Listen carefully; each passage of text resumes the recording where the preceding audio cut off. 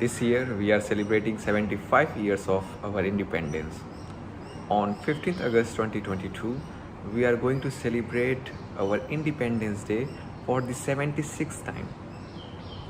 Year after year, in the same month, on the same date, we assemble together, we gather together to celebrate, to mark this historical event. But the important question is, why there is a need to celebrate, to mark this historical event again and again?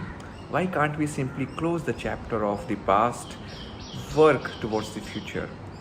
We will try to find the answer of this question by comparing two revolutions which took place in two different eras and in two different countries. I am talking about French Revolution, which took place in 1789, and Indian independence movement, which culminated on 15th August 1947. Before we try to find the answer of the question, it is important to understand that a revolution, be it of any size or amplitude, is not a product of one day. It is an outcome of a long journey. Similarly, when we talk about the French Revolution, we will find that most of the factors which contributed directly to the French Revolution were already present in the France. For example, the French society of that era, of the 1789, was divided into three classes. At the top were royals, followed by aristocrats, and at the bottom of the society were languishing the common masses. With the rapid industrialization and colonization, a new class developed and became very powerful. It was bourgeoisie, or the business people.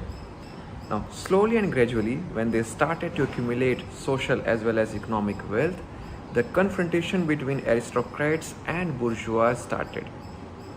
Bourgeois class wanted to have more say in political structure too. However, the present political establishment didn't allow them to have equal representation. As a result, they challenged and wanted to create a new kind of establishment. On the other hand, another social factor was the big population. With the rapid growth in science and technology, the population in France increased multifold. As a result, there were more mouths to feed and less to distribute. And the biggest sufferer were the common masses.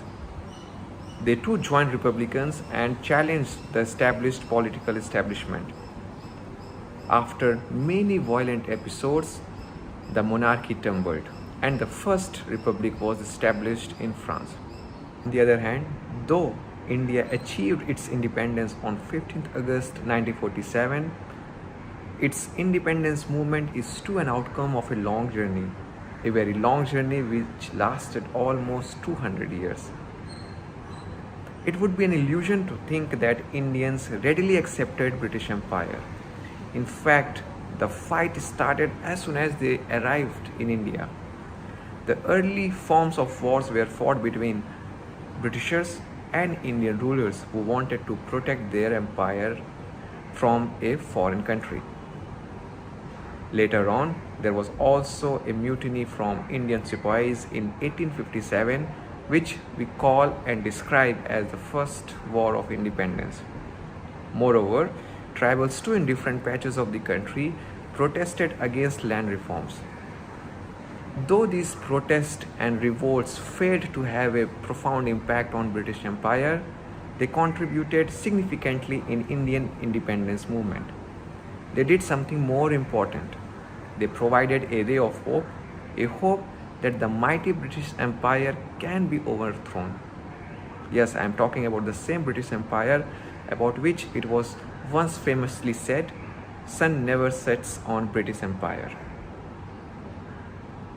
These revolts also gave another important and valuable lesson, that it was imperative for Indian masses to forget the differences based on religion, culture, and languages and to come together to attain one common objective, that was independence.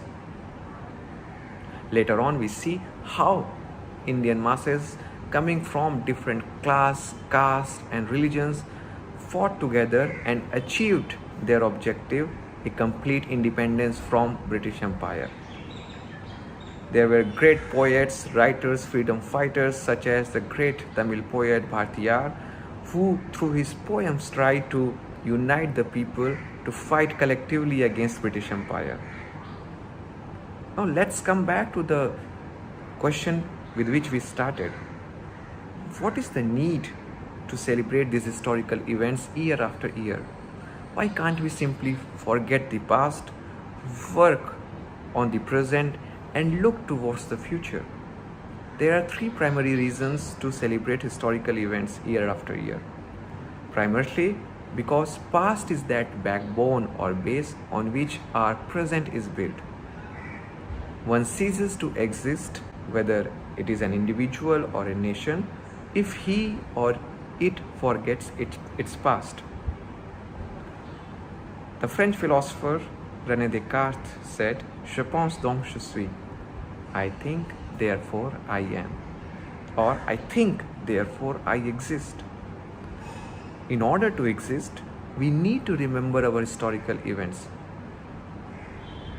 So if we don't remember our past, we will not exist.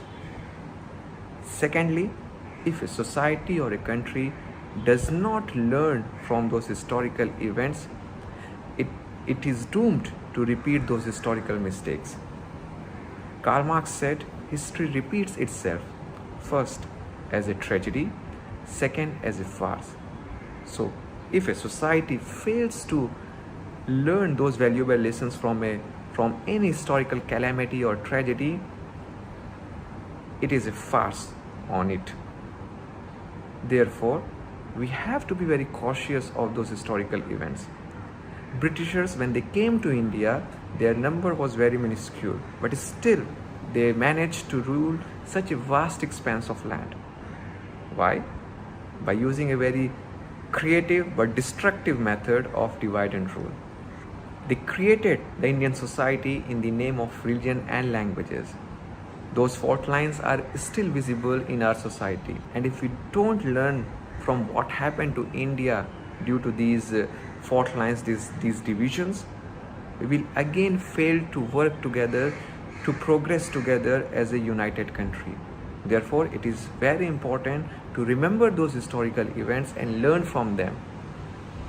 Thirdly, a very important political lesson that we can learn by comparing these two revolutions, these two movements, is that merely having or organizing a revolution does not suffice. It is more important to be cautious and conscious of what comes later. Protecting independence is much important. The presence of number of failed democracies is an example. If we don't protect our independence, we will too fail.